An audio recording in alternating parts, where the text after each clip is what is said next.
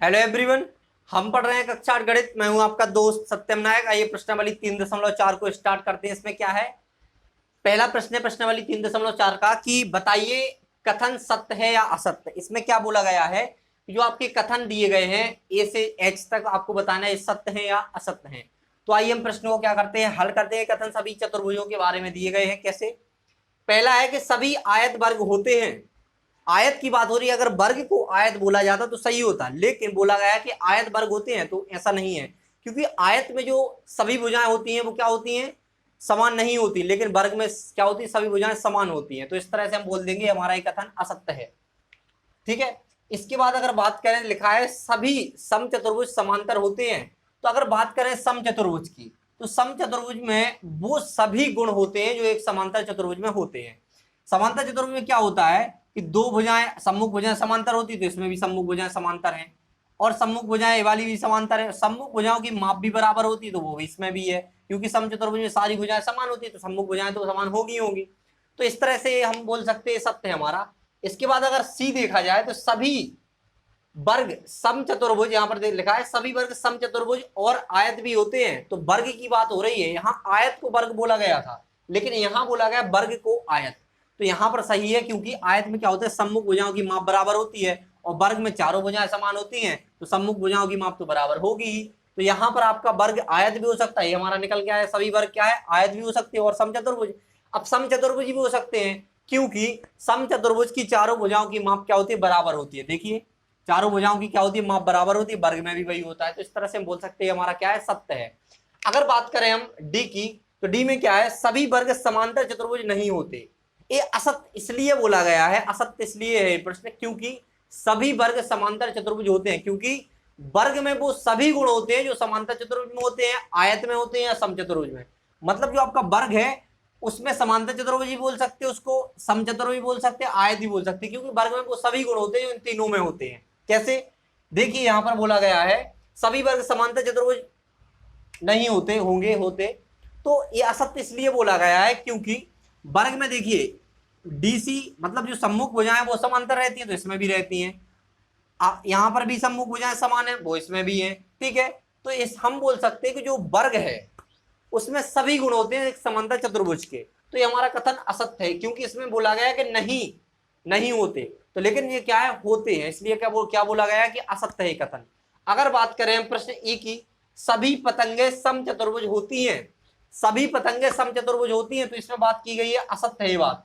क्योंकि पतंग में क्या होता है, देखिए यहां पर ए वाली भुजाएं क्या होती हैं, बराबर होती हैं, और ए वाली भुजाएं क्या होती हैं, बराबर। तो ऐसा बोला गया है कि इसमें देखिए सभी पतंगे समचतुर्भुज होती है, लेकिन समचतुर्भुज हमने पढ़ा है कि इसकी चारों भुजाएं क्या होती हैं, बराबर। लेकिन इसमें ये वाली इसके बराबर है, ये वाली इसके, लेकिन सभी भुजाएं आपस में क्या है, बराबर नहीं है। ए वाली दो भुजाओं का एक युग्म है, ए वाला बराबर है एक युग्म में ए वाला, लेकिन ऐसा नहीं बोला गया कि सभी भुजाएं आपस में बराबर हैं। लेकिन समचतुर्भुज में क्या होती है, सभी भुजाओं की माप क्या होती है, बराबर होती है। इसलिए हम बोल सकते हैं इस कथन को कि हमारा जो सभी पतंगे हैं समचतुर्भुज होती हैं, तो ये क्या है, असत्य है, क्योंकि सभी क्या है, सभी पतंगे समचतुर्भुज नहीं होती हैं। ठीक है। अगर हम बात करें अगले प्रश्न की एफ वाला, तो इसका आंसर क्या है, सत्य। सभी समचतुर्भुज पतंग होते हैं।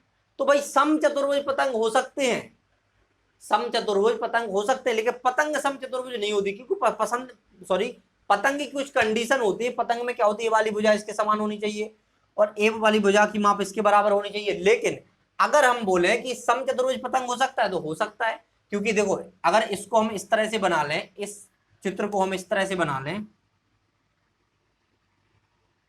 देखिए पतंग बन गया है, तो यहां पर ए वाली इसके बराबर, क्योंकि चारों भुजाएं बराबर है, ए वाली इसके, तो इसके गुण तो इस देखो समचतुर्भुज पतंग बोल सकते हैं, लेकिन पतंग को समचतुर्भुज नहीं बोल सकते, क्योंकि इसमें क्या है, ए वाली भुजाएं रहती हैं बराबर, सब नहीं रहती, लेकिन इसमें ए वाला नियम लग रहा है, इसलिए हम क्या बोल सकते, पतंग को समचतुर्भुज बोल सकते, लेकिन समचतुर्भुज को एक पतंग नहीं बोल सकते। प्रत्येक कंडीशन की बात हो रही है, कुछ कंडीशन होती हैं जिसमें हम समचतुर्भुज को पतंग बोल सकते हैं। ठीक है। तो इसको हमने क्या बोला है, सभी पतंग सभी समचतुर्भुज पतंग होते हैं, इसलिए हमने सत्य कर दिया इसको। ठीक है। अब बात करते हैं सभी समांतर चतुर्भुज समलंब होते हैं। तो आपको बताया समलंब चतुर्भुज में क्या होता था, दो समांतर रेखाएं, उनको कोई रेखा काट रही है इस तरह से, तो उसमें क्या होता है, भुजाओं का कोई एक युग्म, सम्मुख भुजाओं का कोई एक युग्म क्या रहता था, समांतर रहता था, बाकी एक युग्म नहीं रहता था। तो समांतर चतुर्भुज में तो ऐसा होता है उसके तो दोनों युग्म समांतर होते हैं, इस तरह से बनता है। ए वाला सम्मुख भुजाओं का युग्म समांतर ए वाला रहेगा, ए वाला इसके समांतर रहेगा, ठीक है। तो इसमें तो हमें एक कंडीशन उसकी मिल रही समलंब चतुर्भुज की कि भाई इसमें सम्मुख भुजाओं का एक युग्म समांतर तो है, क्योंकि इसमें दोनों है तो एक युग्म तो हम बोल सकते हैं। तो इसलिए क्या है, हम सभी समांतर चतुर्भुज समलंब होते हैं बोल सकते हैं, ये क्या है हमारा सत्य है। लेकिन ये नहीं बोल सकते कि समलंब चतुर्भुज समांतर होते हैं, नहीं बोल सकते, ठीक है। समांतर चतुर्भुज नहीं हो सकते, क्योंकि समलंब चतुर्भुज में केवल भुजाओं का एक युग्म समांतर होता है, लेकिन समलंब समांतर में क्या दोनों युग्म समांतर होते हैं, ठीक है। तो इस तरह से हम क्या कर दिया, हमने इसको सत्य बोल दिया।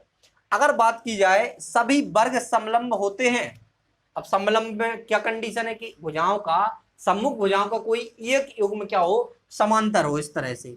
तो हमें तो ये देखना है, हमें दो युग्मों से मतलब नहीं है, हमें तो ये देखना है कोई एक युग्म हमारा समांतर हो रहा है उसमें या नहीं हो रहा।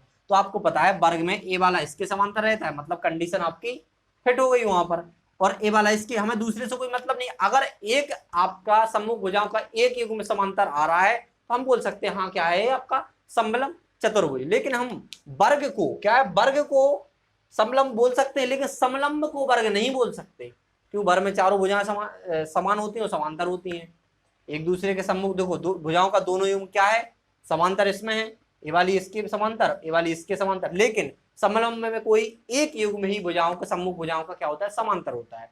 तो हम वर्ग को समलंब चतुर्भुज बोल सकते हैं, लेकिन समलंब चतुर्भुज को वर्ग नहीं बोल सकते। इस तरह से हमने आपके सभी प्रश्न हल कर दिए हैं। पहले का A B C D E F G H तक कर लिए, और ये आपके हमने डायग्राम भी आपको बता दिए कौन सा कैसा बनता है। आशा करते हैं आपको प्रश्न का हल समझ में आया होगा। इसी के साथ हम आपसे विदा लेते हैं, मिलते हैं अगली वीडियो में अगले प्रश्न के साथ। Thanks for watching.